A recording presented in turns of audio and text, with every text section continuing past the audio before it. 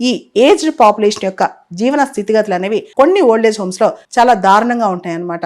ఈ పరిస్థితిలో వాళ్ళ యొక్క హక్కులు కానీ వాళ్ళ యొక్క డిగ్నిటీ కానీ ఇవన్నీ కూడా కొన్ని సందర్భాల్లో అయితే కేర్ టేకర్స్ ని పెడతారు. వాళ్ళేమో వాళ్ళ పిల్లలు లేనప్పుడు వాళ్ళు లేనప్పుడు వాళ్ళని కొట్టడం, హింసించడం, దూషించడం, ఫిజికల్, మెంటల్, వెర్బల్ అబ్యూస్, చెప్పుకునే మైండ్ రాదు లేదా చెప్పుకునే శక్తి ఉండదు. కొన్నిసార్లు బాగా ఓల్డ్ ఏజ్ వచ్చేసరికి ఏమవుతుందంటే మైండ్ కూడా చాలా ఫాస్ట్ గా పనిచేయదు, మర్చిపోతుంటారు. వాళ్ళని కొట్టిన విషయం మర్చిపోతారు, తిట్టిన విషయం మర్చిపోతారు, అన్నం పెట్టని విషయం కూడా మర్చిపోతారు అనమాట. సో ఇక్కడ ఒక ఉదంతం నాకు గుర్తొస్తుంది అనమాట. మదర్ తెరిసా ఒకసారి చెప్పిందంట, నవీన్ చావ్లా గారని అప్పట్లో చీఫ్ ఎలక్షన్ కమిషనర్ ఉండేవాళ్ళు. ఆయన ఒక ఓల్డేజ్ హోమ్ లోకి, మదర్ తెరిసా నడిపించే ఓల్డేజ్ హోమ్ లో ఇద్దరు మాట్లాడుకుంటున్నారంట. ఒక వృద్ధురాలు, చాలా ఏజ్డ్ మహిళ, ఒక ఆవిడ ఇంకా చావుకు దగ్గరలో ఉందంట. అప్పుడే దీపావళి పండుగ రాబోతుందంట. మదర్ తెరిసా ఆవిడ దగ్గరికి వెళ్ళి, ఏంటమ్మా ఎలా ఉన్నావు అని పలకరిస్తే, మా పిల్లలు పండక్కైనా వస్తారా, నన్ను ఒక్కసారైనా చూసి వెళ్తారా అని చెప్పి మదర్ తెరిసాని అడిగిందంట. అప్పుడు మదర్ తెరిసా పక్కకు వచ్చి నవీన్ చావ్లా గారితో ఒక మాట అన్నారంట, ప్రపంచంలో అత్యంత పేదరికం ఏంటో తెలుసా? Want of love. ప్రేమ లేకపోవడమే అత్యంత పేదరికం.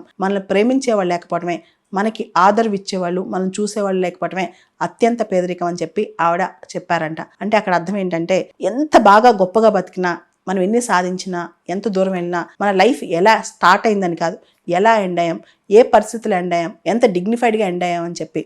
అంటే సన్ రైజ్ ఎలా అయిందో కాదు, సన్ సెట్ కూడా అంతే క్రమంలో జరగాలి.